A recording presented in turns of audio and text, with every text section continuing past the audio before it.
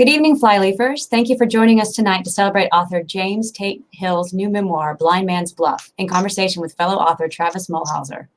I'm Maggie, the marketing and events manager here at Flyleaf, and with me is our new events coordinator, Morella Buzal. Before we begin, if you have questions during the event, please put them in the chat or in the Ask a Question tab at the bottom of the screen, and I'll ask them towards the end of the evening. You can find out about all of our virtual events by clicking on the link at the top of the screen. If you'd like to make a donation to Flyleaf to help us continue to bring great programs like this one to you in the future, please click the donate button below our faces. If you'd like to support Flyleaf and tonight's authors, we have copies of James and Travis's books available for purchase on our website. Just click the green buy button beneath our faces.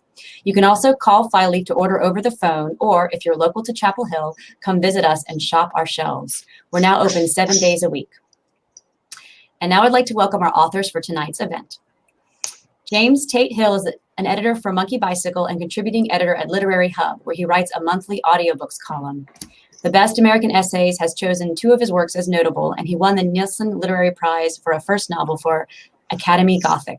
Born in West Virginia, he now lives in Greensboro, North Carolina. James is in conversation with Travis Mulhauser, who was born and raised in Northern Michigan. He now lives in Durham, North Carolina with his wife and 2 children. He's a proud graduate of North Central Michigan College and Central Michigan University.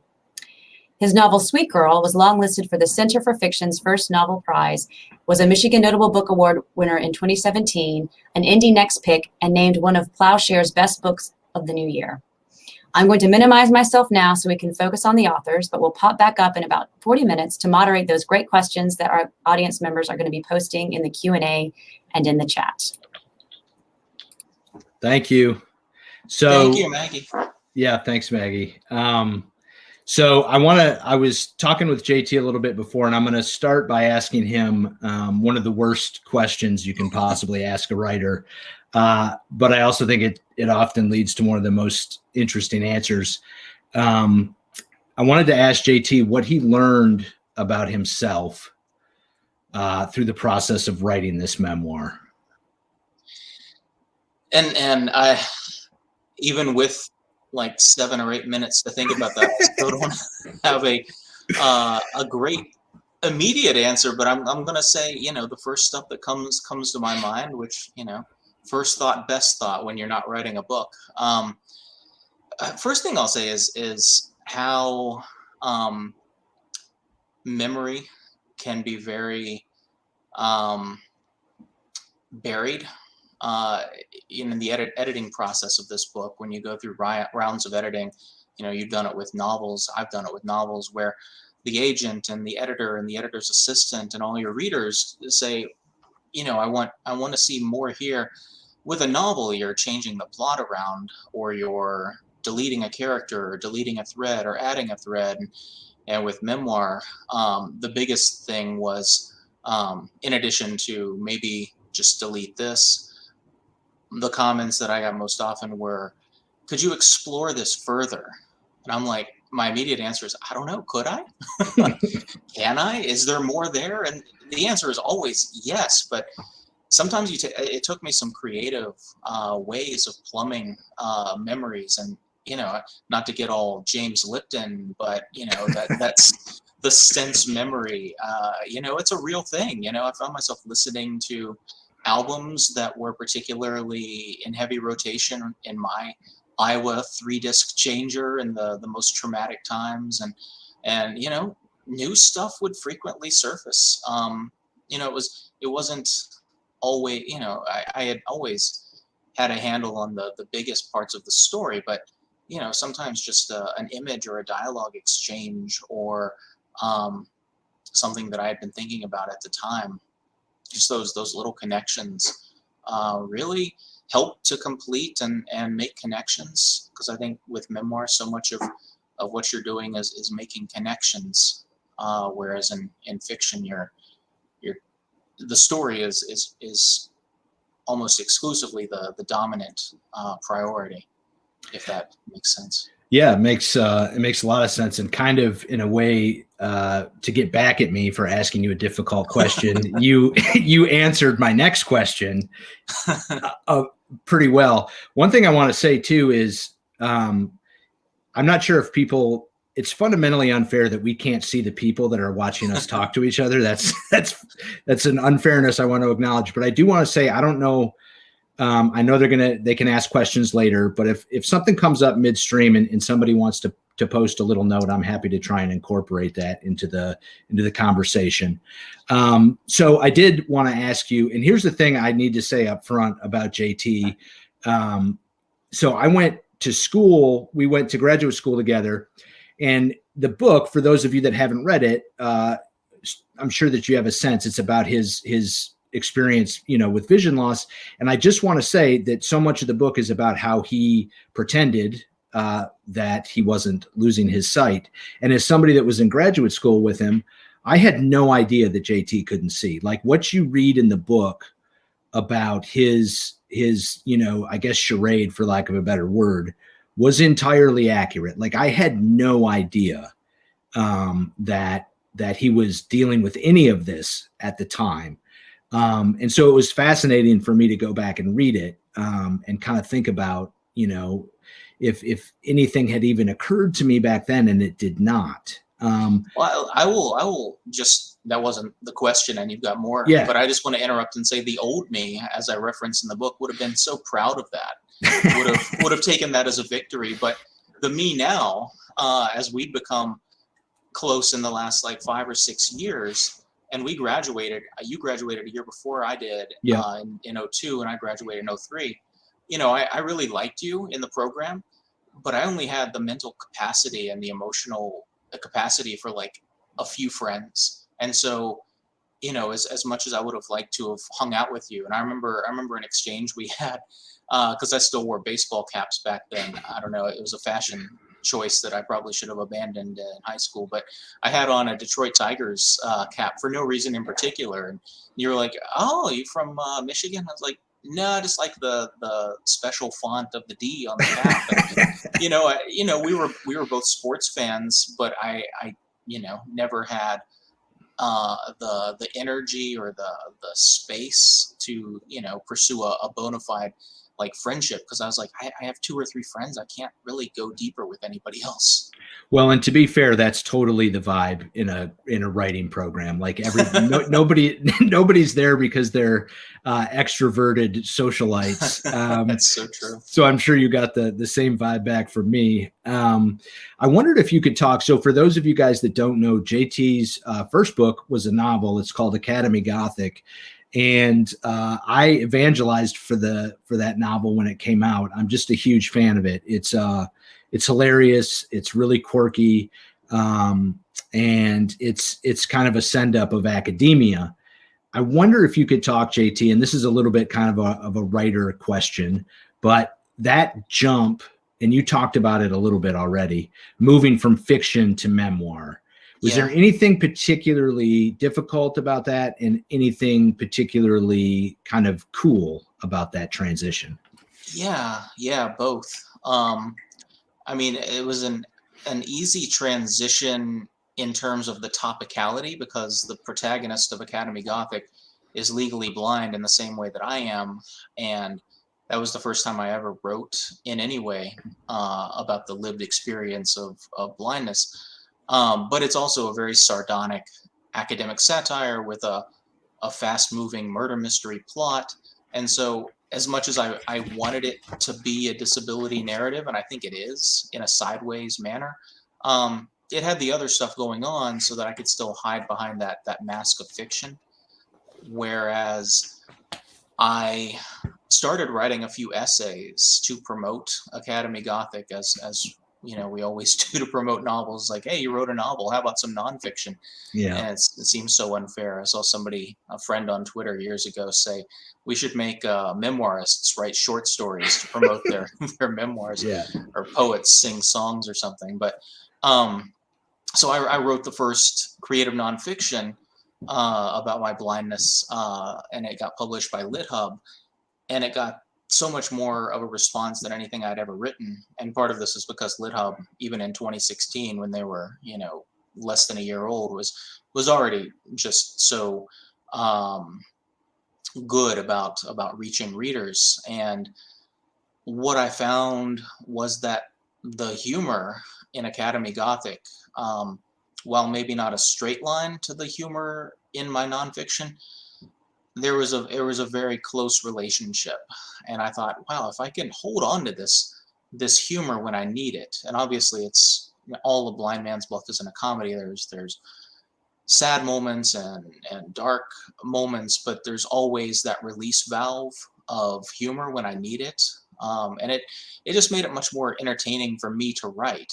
And but to answer the other part of your question, what was the toughest part is coming off a murder mystery. Of course, I've written 2 or 3 novels in between Academy Gothic and Blind Man's Bluff that never saw the light of day. But I've become what I think is somebody who's good with plot.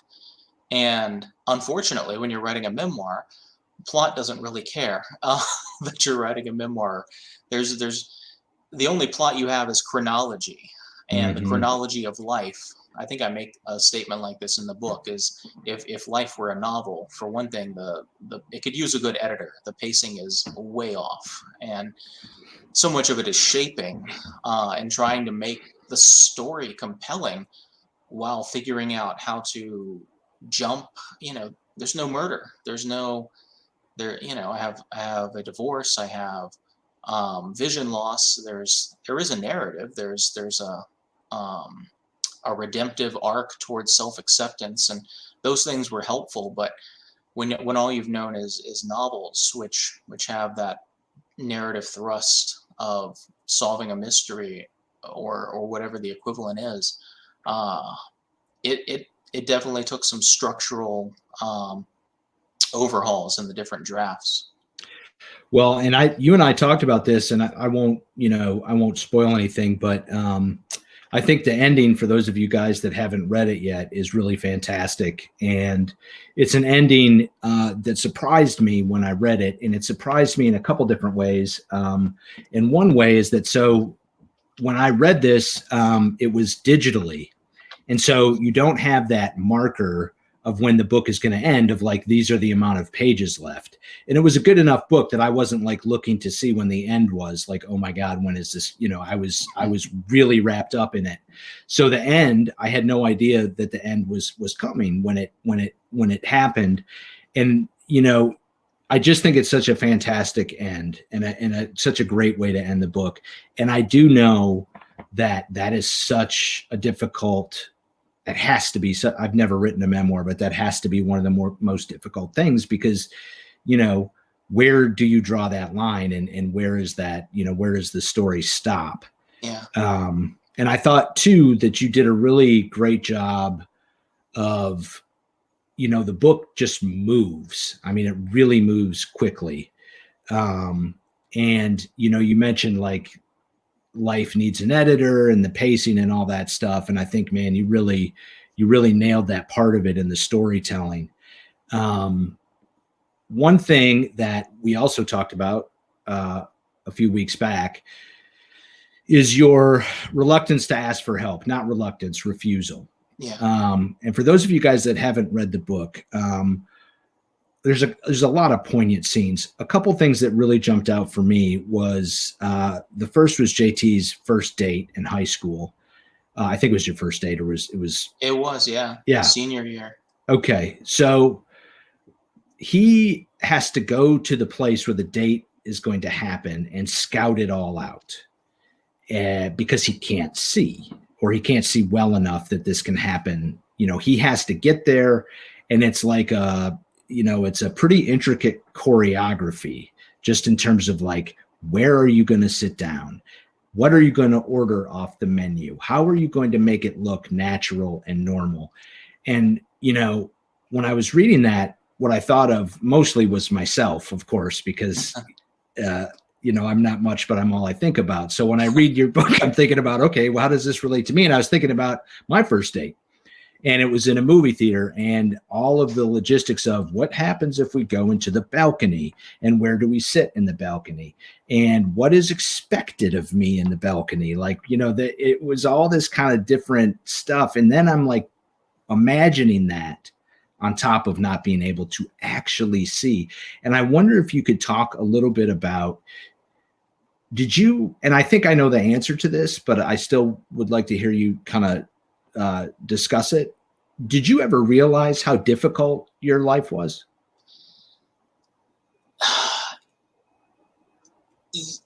That's a great question, and nobody's ever asked me that before. And I want to say yes and no. You know, it wasn't. I don't think it was until I had arrived at a degree of self-acceptance and had been for a bit in my relationship with my now wife for, you know, later in the book when I get into the online dating, that's the chapter where you know, and the chapter before that too, and you know, there's little epiphanies that constantly lead up to the last few chapters where I'm turning the corner toward self-acceptance. But it wasn't a real when I was arriving at that ability to see myself from the outside in around that time, and that was around the time I was writing Academy Gothic and started seeing the comic potential of these absurd links. And honestly, that was when I started to see myself from the outside in. That was when I started saying, my God, the amount of energy that I have expended on so many of these things that if I didn't, you know, it felt absurd. I don't know that I have the rear view mirror that I look back with regrets on that, though. I mean, it's obvious between the lines that, yeah, maybe this wasn't the way to go. But we come to our own epiphanies about ourselves in whatever time it takes. But definitely,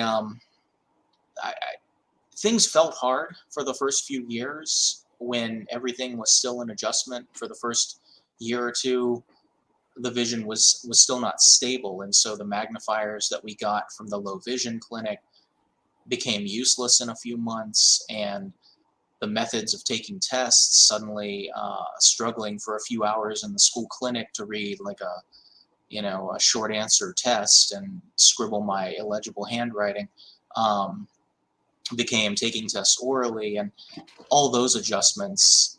I was definitely aware of how exhausting things were, but I don't think I got the scope of it until I finally looked back with a sense of wow, I was really doing all this instead of just telling people what I am and who I am.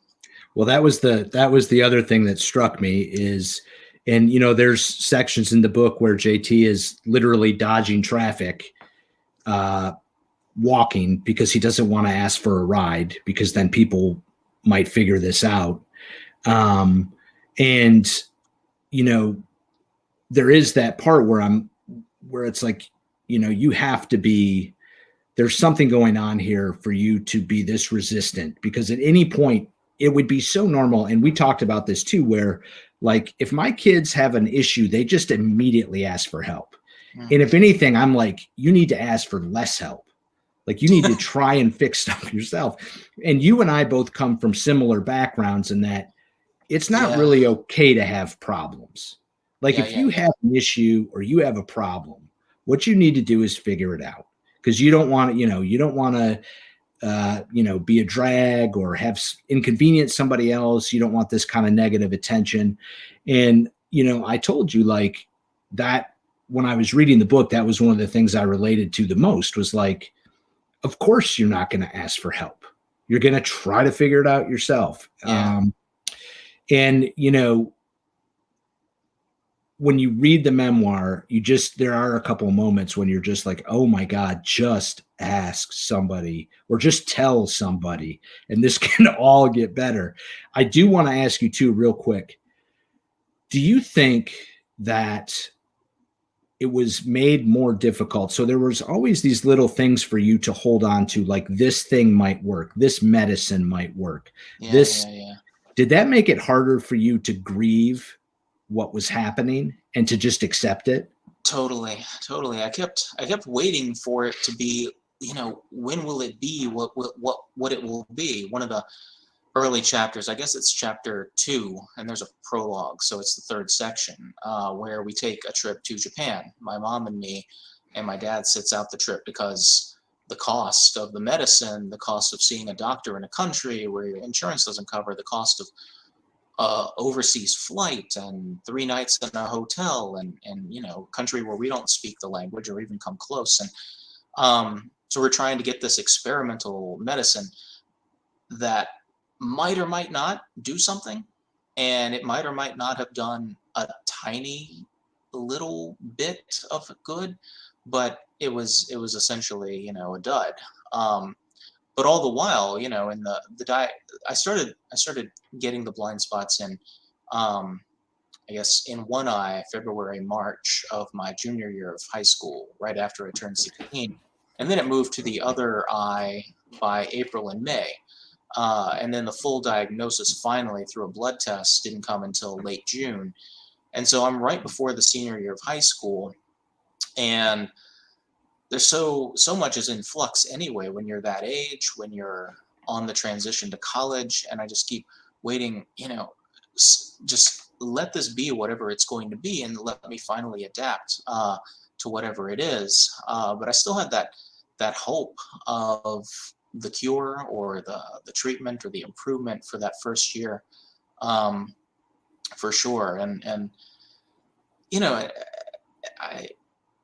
I wanted to go back to what you had said about the sort of stoicism that we both grew up with, and I don't know whether it was a working class thing or a regional thing, or one being the product of the other. One of the things that struck me while reading Sweetgirl, and I think I told you this, was how the Michigan you write about felt a whole lot like the West Virginia I grew up in, and not a place or time where people talked about their feelings. Right. And it's also I talk a little bit in the book about the connection I had with my best friend in high school, who had lost his father senior year, and we never talked about that. I never talked to him about my vision loss, but we remained best friends. We're still friends now. But that's I think the conclusion that I drew looking back is, if there was something to say, we didn't know how to say it. We didn't, but we're also 16-year-old boys, 17-year-old, 16, 17, 18. That's at least in the early 1990s and prior, that was not the era of sharing and articulating what's going on with you emotionally. And there's part of me that will admit that I still feel like maybe a little bit of that is good. Like, you should be a person who can, tough things out to a certain extent. And, when I do see my kids who think like every thought and feeling they have is so important. And, we've raised them to be like that. Like, one thing I joke about is, like, if you're going to be a parent, like, be careful about how much confidence you give your kids, because they're going to wield it against you. And, like, when I was young, I would sit at a dinner table with an adult and I wouldn't say shit because I was afraid of them, because they were an adult. Like, they could have just been a kind of a shitty adult too. It didn't matter. They were an adult, so you didn't say anything. Whereas now, like, my kids, they're just like, well, what do you think about that, Mr. Thomas? And, they'll have this whole conversation. But for us, it was definitely like, hey, if you got a problem, you need to go somewhere and fix it. And then when you get right, come back. And I thought about, one of the scenes that stuck out to me in the book is you calling in to a sports talk, to the sports talk radio station in the middle of the night, and like telling your jokes and feeling like you were making the host laugh. And how that was like one of your first, here's something I'm kind of good at, and I'm getting a little bit of a charge out of this. So you kind of would like hang out in your apartment and then call into these call-in shows. And that was kind of your moment, one of your first moments on stage. And I want to just wrap this up by saying, and kind of connecting it to the fact that you and I also have in common that we didn't grow up connected to an art world, right? Like, there was no idea how any of this stuff worked. So can you talk about that? Like, maybe the radio show, but just that idea of like entering this world where you become an artist, coming from where you come from in West Virginia? Yeah. Came from a rural area, and I didn't. I talk a lot about in a chapter, sort of a love letter to audiobooks, because I wasn't a reader until I started reading audiobooks, and I started reading audiobooks because I didn't have anything. I couldn't play Sega Genesis anymore. Watching TV became listening to TV, and while that's still rewarding, and I still love TV, you can piece together large amounts of enjoyment and narrative from audio clues of TV and movies. But it's I think this is writing in general, for so many of us. There's a riff I have around that chapter where I was so alone in graduate school, my first program, where I was like, all right, this isn't for me. I'm not a scholar. I didn't know anybody in the city for most of my time there. And what you said, Travis, is about the Todd Wright All Night ESPN on the local, the ESPN affiliate of our local radio station. I was staying up until 9 a.m. and then sleeping until 6 p.m. because why not? Part of this was because I could see the traffic lights against the nighttime sky better. And so if I wanted to venture out, I just became a vampire, and I could cross a street with a little more safety. But part of it was like, I have no reason to be up. My classes are at 7 p.m. And so, yeah, 4:18 a.m. I'm calling in to to answer surveys and try and make this funny, irreverent sports host laugh, and taping my conversations and playing them back for my best friend, and as though I'm accomplishing something, as though I'm, communicating with the outside world. But along those lines, what I was about to say is, around that same chapter, I didn't get into the grad schools I applied to for creative writing. I'm thinking about applying again, but then I'm wondering, like, it's a funny thing. I started out as a psychology major in college, and if you're a psychology major and you do well, and you go to grad school for psychology and you pass the requisite exams, and you eventually get to be a psychologist more often than not. But there's not, like, you can get an MFA degree, but that doesn't make you a writer. And there's no, for artists, there's sort of a path, but there's no prescriptive way to find the story you're trying to tell, and to tell the story that you're trying to tell. It's just so much trial and error, which is, I think, writing and romance and dating and trying to find my way in a world without much vision all kind of go hand in hand in this book. I think each one is sort of a metaphor for the other. I want to ask you about, and I'm going to just pause it for a second, that the essay about audiobooks, were you surprised how much response that got? And I think this is the one you were talking about for LitHub, right? Yeah. That was not the first one, but that was the first. Yeah. I published one in 2016 called On Being a Writer Who Can't Read, which was much shorter. And then the Do Audiobooks came out. Do Audiobooks Count as Reading as the title they gave it. Came out almost 2 years to the day later. And it was already a chapter in the book. I sort of adapted it to make it, stand alone a little bit more. But was I surprised? Yeah. And this was sort of on the, I don't think I recognized the extent of the audiobooks boom that had already begun by 2018. Well, it's interesting because my daughter asked me about, does an audiobook count as reading? Because they always have this, she has like summer reading programs. Yeah. And she is like trying to figure out ways that she can, read more. Like, can she read while she's doing something else? And I always, mention your essay about, how, yeah, of course they count. And like, I didn't realize how many people there was this thing about audiobooks that they don't that they're not as good or the same as reading a book. Yeah. I had never really, I didn't even consider that was a possibility, because I mean, compared to the other things you could be doing, an audiobook seems pretty great to me. Yeah, I mean, that's gratifying to hear. I think we made a ton of progress. Meanwhile, just last night, I turned on Seinfeld, and it's the George Costanza audiobook episode where, he goes to such great lengths to get a book on tape because he refuses to read the print version. And, I think the metaphor I use is for so long, audiobooks were considered to reading print what flag football is to the NFL. And we've since come so far, and so much of this is just, you get away from the ableism through the usage that so many people enjoy audiobooks now, and we've gotten away from the ableist view of them. But if you wanted to look up the studies and the medical brainwave activities, you can find, is there an exact equivalent of the brain activity between audiobooks and print?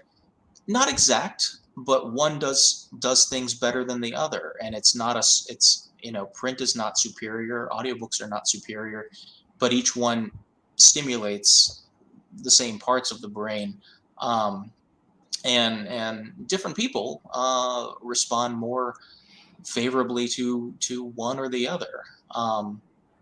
And we could go on and on and on, but yeah, we're at least finally at the point where enlightened people who do not have an inherent ableist. I think my favorite quote, and this was for a different audiobooks piece, is the critic Laura Miller. I got a quote from her on audiobooks for a different piece, and asked what her thoughts were on audiobooks counting as reading, and her response was, "Who's counting? We're not in school anymore. If the point of a book is to enjoy it, why would anybody question the legitimacy of what are we, back in second grade trying to earn merit badges for reading certain numbers of books?" I mean, my retention of an audiobook is, I would put that up against anybody who's reading the print version.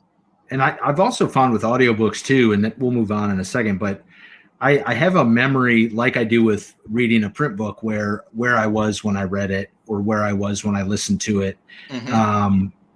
And to me, that indicates that it's putting a stamp on my brain, I remember the day that I read Our Game by Philip Roth, which is a hilarious book about Richard Nixon. I remember I was sitting at my dad's, and just, I have that memory. And I also remember I listened to Huckleberry Finn on an audiobook. Mm-hmm. And I remember that whole experience. And when I was a kid, I used to have those little James and the Giant Peach, like on a record, that Fisher Price record player. Yeah, yeah. And I used to put that on, like, constantly, just going. So I think, I had never realized there was a little bit of that kind of prejudice about it. But I'm glad that you wrote that essay. And, it's one that I refer to often.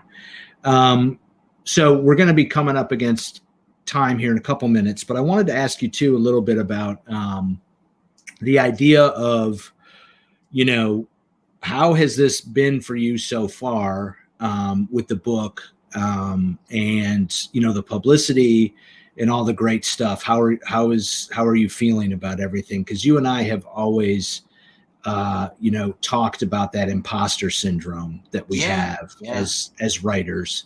Maybe everybody has that about everything. You and I have talked about how we both kind of relate it to the fact that, we didn't grow up, in the world, in the literary world, right? Like, yeah. So how are you feeling having all this success? Let's check in on the imposter syndrome. How's that going? It's going all right. I think I mentioned this in the audiobooks chapter toward the end, is where I sort of allude to studying writing, and like the title of that chapter in the book is called Real Books. And so it's just a constant assertion to outside people, but also the doubt and the internalized doubt or shame, as audiobooks are kind of a microcosm for the internalized shame, as anybody with a disability. And I start to say, like, if they're not real books, then what are the books that I write? What are the short stories or essays that I write? When every book I've consumed, you want to say read, I say read, but if you want to parse it, say consumed. If those aren't real books, then what am I writing? Are these like NFT equivalents of text? Because the version I read was not the original print version. I mean, look, I'm asking that rhetorically because I believe they're real books, and I believe that what I'm writing is no less genuine an expression of myself than anybody else's book. But I will say,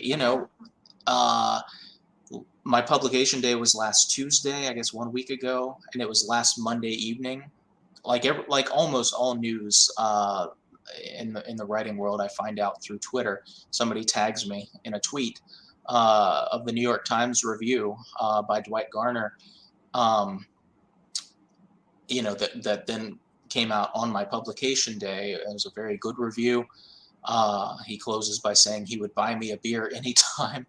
But I'll be honest, when that after I absorbed that review for about 10 minutes, I just sobbed at my computer chair. It was like, and part of it was the book, part of it was the response, but it was connected to something much bigger than the book. It felt like I sort of climbed a mountain that I'd been climbing most of my life. You know what I mean?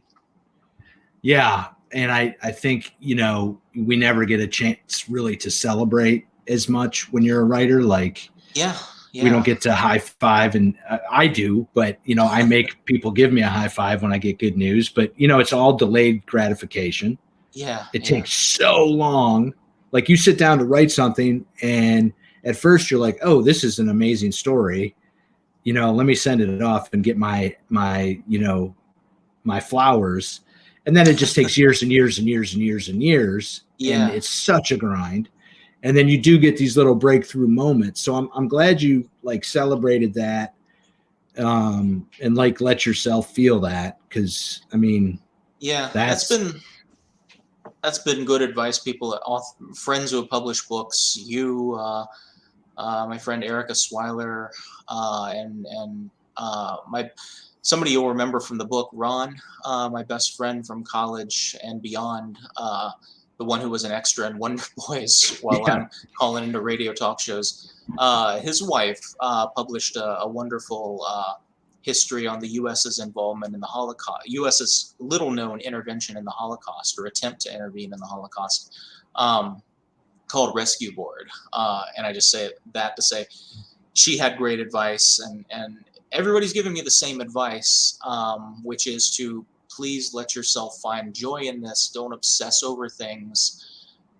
Expect a letdown in 2 to 6 weeks or 60 days. That has nothing to do with the quality of anything. It's just almost a sort of postpartum depression for the artist. And I'm grateful for that advice. Implementing it is probably still going to take some active, I don't know, some daily affirmation. Because we're all neurotic too, writers. But yeah, Jesus, it's exhausting.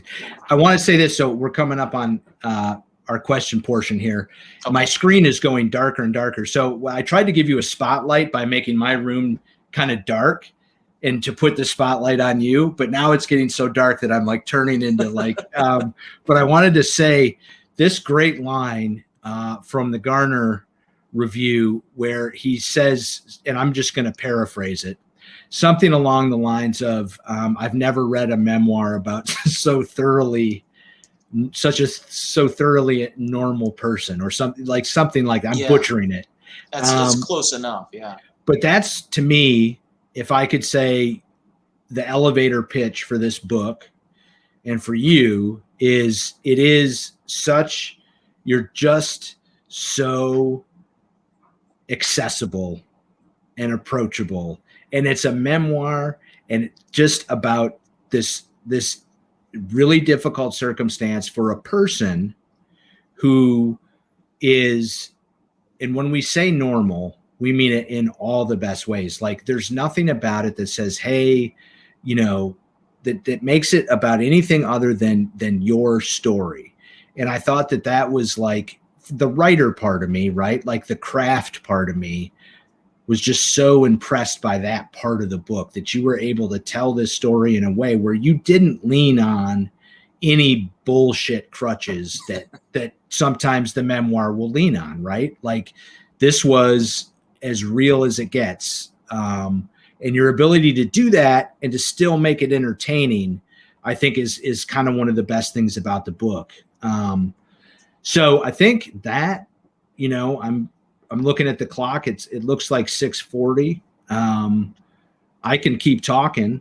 I'll just respond to that and say that my editor after the Garner review replied to say to me, bet you never thought someone would give you a compliment, or bet you never thought someone would use the word normal to compliment you.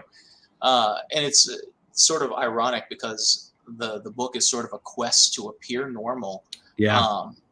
And obviously the things I'm doing are absurd and dangerous and bullheaded throughout the book. But on top of all those things, there's what Mary Carr calls the looking back voice, and what I call the wonder years voice, or the stand by me voice, where, you know, it's that self-acceptance that allows me to interpolate my hindsight in small ways around the corners of some of these moments, so that, you know, hopefully there is that accessibility of experience through the voice and the humor. Yeah, you make it, and that's another thing people need to know, is it's very funny.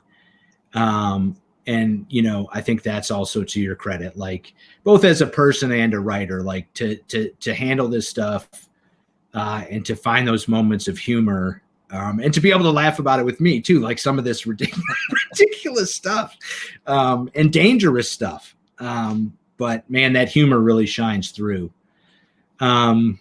So are we opening the floor for questions now? Is that what's happening? Oh, happy to field any questions. All right. I think I'm supposed to shut up now. You can keep talking. It's a very good conversation. Y'all are well matched and we're enjoying it. We do have a question popping up. I was just going to show both of the books and do a little plug that you can buy both Travis's book, Sweetgirl, and James's book. Here's the book. As he said, it was published just last Tuesday. So we have copies here at Flyleaf. But I see that we have a question here now, which I'm going to read from our guest. This is from Lyle. This is great. Thank you, James. Was the self-acceptance theme of the book obvious when you started writing it, or did it emerge through the process? Oh, that's a good question. It maybe not the phrasing of it as self-acceptance, but just if it's possible to distinguish between self-acceptance and acceptance. I think I probably started out knowing that the trajectory or the narrative arc of my story, because I never thought about writing about my blindness before. You know, a couple of friends, one of my dearest friends in grad school, probably trying to intervene by the bad short stories I was writing, suggested that maybe I should write about this, and that sounded awful for the reasons that I didn't want anybody to view me through my fiction. I wanted to hide behind my fiction. That was the reason, weirdly enough, that I became a writer. But when I did finally sit down to start writing, it was because I did have an endpoint, because I was not the same person then in the constant efforts to pass for sighted. I was a different person when I started writing this book. And so I at least had that ending in mind. Acceptance, self-acceptance, probably more acceptance, if I could parse that term. But thank you, Lyle, for that question. That was a good one. Any other questions, just put them in the chat or in the ask a question at the bottom. And I'm going to ask a question that we like to ask our authors here. What are you working on now, and what are you reading at the moment? Great question.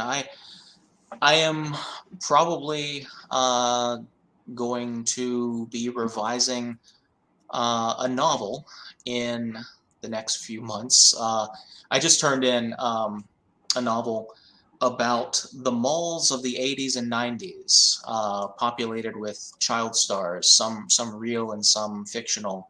And it's sort of a weird speculative novel that maybe I shouldn't say too much about. But if you like malls, if you're mine and Travis's age, who grew up with malls before they started dying, uh, but it does take us up to modern day as the malls start to become these very sad places.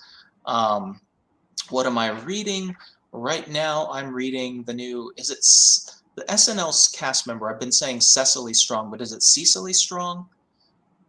Her new memoir called "This Will All Be Over Soon," um, and she narrates the audiobook herself. So if you like her work, which I do, you get to hear her voice in the audiobook, and she's performing, but she's also emotional. She's not overdoing it. I always find that people who have an acting background, um, most audiobook narrators are voice actors, but sometimes they're the regular actors as well, and they always know not to put too much into it, so it's not a full-on performance. It's they're stepping behind the text, and but she's a delight, and that's what I'm about halfway into right now.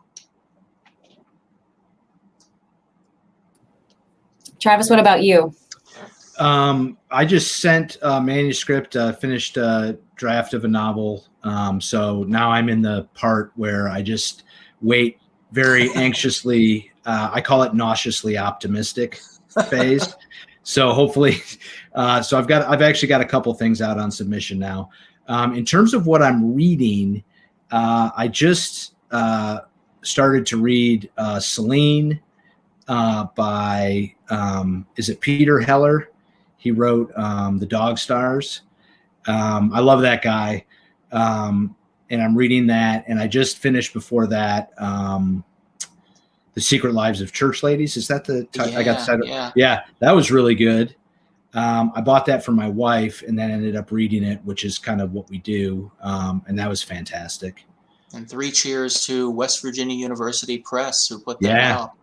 Yeah. You and I both had the same trajectory. We started out with the university press, and then we moved to a bigger press for our second book. And she doesn't. I'm sure she will move to a bigger press, but that has done just fine with what. Yeah, neither you or I won the National Book Award with our right. Yeah, but not the usual story. But yeah, I thought it was fantastic. Yeah, well deserved all the praise that book has gotten. Absolutely. All right, we have a couple of other questions that have popped up, so I'm going to ask those now. This is from Deborah. Do you typically read a lot of memoir, she asks? I do, but it definitely increased a lot once I started writing one. I don't know that I was a huge memoir person, but I've always liked reading memoirs. I think, coming out of I studied fiction in my graduate school work, and our program, UNC Greensboro, there wasn't a nonfiction component. There was a nonfiction class, but no, you couldn't specialize in creative nonfiction. So I don't know that many people were reading creative nonfiction and talking about it in our sort of circles in graduate school. And so it was just sort of reading book review. I read book reviews a lot just to sort of get a sense of what's out there now, even more so than when I was in grad school. But it was just through Dead Reckoning and accident that I would stumble upon, oh, this was an important memoir. And but now it's probably a good third to half of what I find myself drawn to. So yeah. So I'm reading the celebrity memoirs for my next column, the Cecily Strong. The one I read before that is Brat by Andrew McCarthy. And it's really good because he's actually become a very well-respected travel writer. And you can tell this is a guy who respects the craft of writing. Thanks for that. Deborah had a follow-up question. Which ones have you enjoyed or which would you recommend? And I know when Brett published here, everyone was very excited Yeah. about that one. Yeah, I will give you a few recommendations because I've Lauren Huff's book that's been getting tons of attention called am I going to get the title right? Leaving Isn't the Hardest Thing. It came out earlier this year. Tomboyland by Melissa Falavino, Faliveno, is a memoir and essays. Gina, I'm missing her last name. Burning Down or Blow Your House Down. Gina Frangello was a memoir that came out earlier this year. All these were really good. And I'm missing Crying in H Mart by Michelle Zauner, who also is an indie musician in Japanese breakfast, which I was too old to know until I picked up her memoir, which is amazing. Yeah, all those are fantastic. We were able to have Michelle Zauner was playing here at the Cat's Cradle last week or the week before, so she signed copies of the book for us, and we got book plates, and she was kind enough to do that. So we did a big promotion with her for Crying in H Mart. So we were lucky to tie that together here in Chapel Hill. Now I need to come to the store. And just you do need to come to the store, and you can get a copy. You get a copy. We still have some book plates. She signed a ton, but that's been a big seller for us this past month. Cool. Well, I don't see any other questions. I did want to say, Travis, that Peter Heller didn't he write The River? Isn't that another book that he wrote? Did, and The Painter. I loved The River. That was a book I recommended to so many people. It was such a tense, I couldn't put that book down. Yeah, he's really good. Yeah. Well, excellent. Well, we are about to close out for the evening, unless there's any other questions that folks have for us. I want to end with a few reminders. If you'd like to purchase a copy of James or Travis's books, you can find them on our website, in our store, soon to be autographed or with book plates, or you can click the buy button on the screen below our faces. And if you missed some of our conversation tonight, or if you'd like to share it with a friend, you can find it recorded on Crowdcast. And finally, please keep an eye out for other upcoming events in our weekly newsletter and on our website. Thank you so much for joining us tonight and for supporting Flyleaf Books. Thanks, guys. Maggie and Travis, thank you for having us so much. Appreciate it. Had a good time. Thank you. Thanks, everybody, for watching. Yep. Thanks. Good night.